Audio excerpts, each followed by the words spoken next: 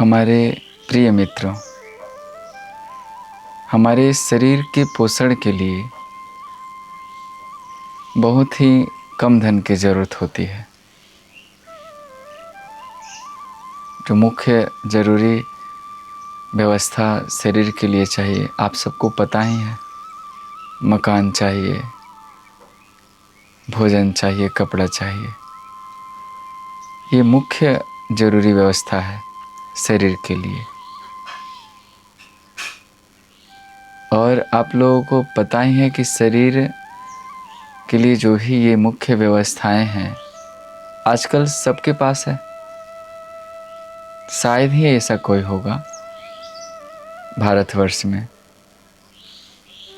कि आज के समय में उनके पास खाने के लिए भोजन नहीं होगा,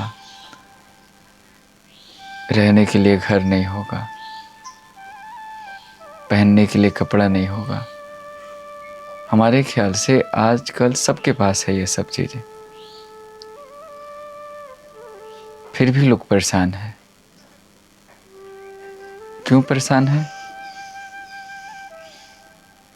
तो हमारे ख्याल से ये लगता है कि सारा परेशानी का कारण हमारा ये मन है, यानी हम सबका मन है।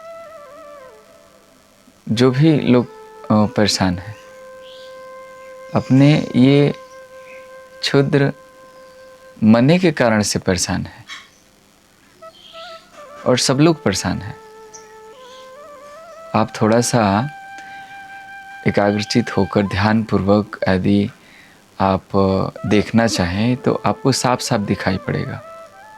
सारा बेचैनी का कारण ये हमारा मन ही है, और सब कुछ इसी मन को चाहिए, सब कुछ। और ये समय पाकर ये अपने लिए सारा व्यवस्था कर भी लेता है समय काल के अनुसार।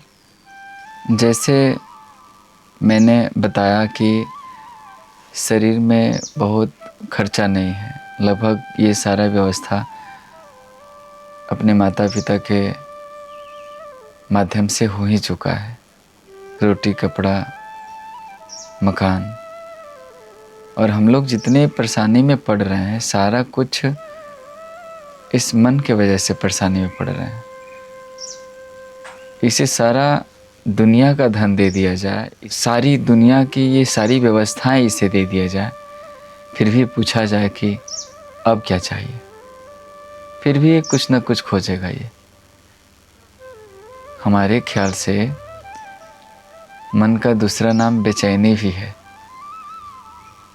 और इसका बेचैनी शांत नहीं होने वाला है। इसका बेचैनी तभी शांत होगा,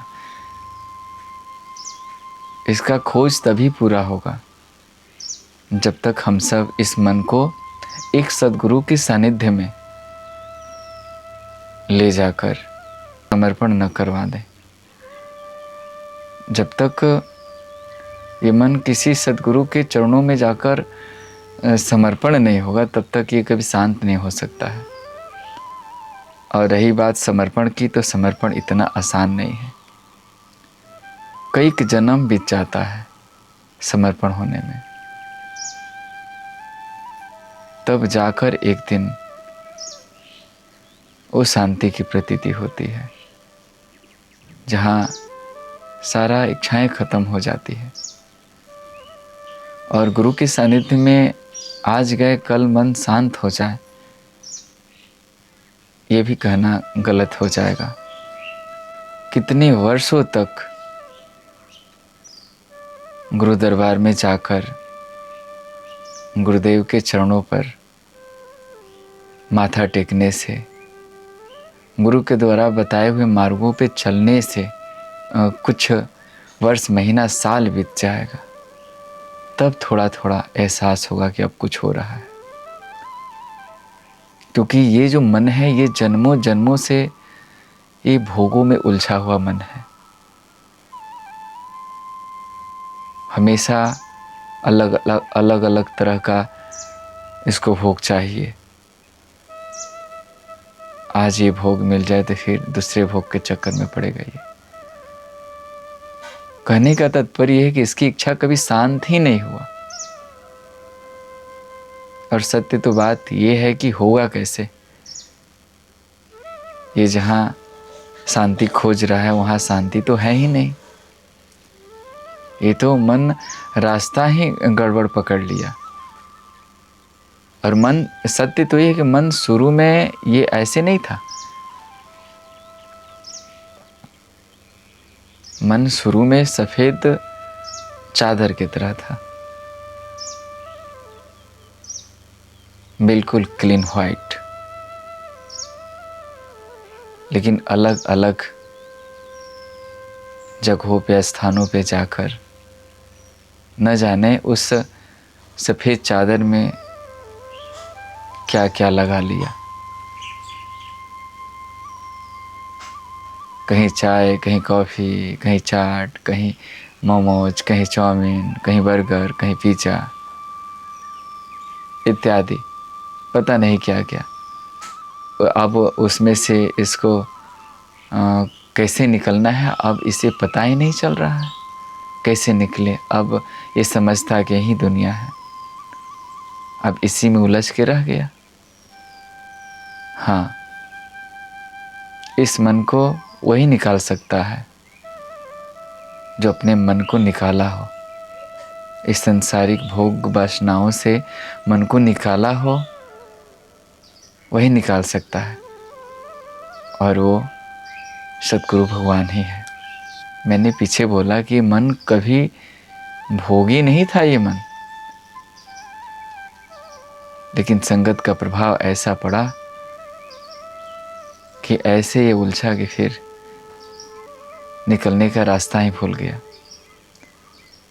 जब ये मन गुरु के सानिध्य में जाएगा, सत्य का संग करेगा, कई वर्षों बाद तब इसे असली स्वाद मिलेगा। यही मन आज भोगी है, कल ये जोगी बन जाएगा।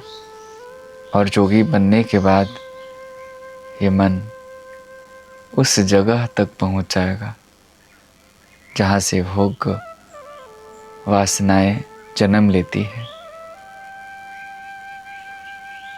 वहाँ पहुंच जाएगा। और ये मन उसी पालेगा जिससे सारे भोग वासनाओं का जन्म हुआ है। जब ये मन उसे पालेगा तो फिर ये भोगी के जगह जोगी बन के तृप्त हो जाएगा। इसका चित्त सत्य चित्त आनंद से भर जाएगा और एक दिन अपना आत्म कल्याण कर लेगा। इच्छा से रहित हो गए यही मन। लेकिन इसके लिए गुरु के सानिध्य में जाना ही पड़ेगा, बिना गए कल्याण नहीं है। कोई संसार में नहीं है कि आपको इष्ट भोग वासनाओं से ऊपर ले जा सके। गुरु के सिवा और कोई नहीं है। ये मेरा अपना अनुभव है।